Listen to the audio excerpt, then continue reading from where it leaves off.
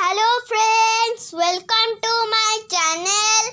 आज हूँ प्रथम पर्व बा कुरला पंचमी। आज हूँ आम कुंभार मानकर पर्व। आज आमर एठी हेची देखंतु खेचड़ी।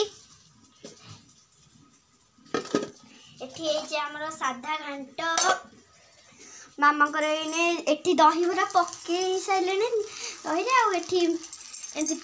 जो ये कर छाणुचंती।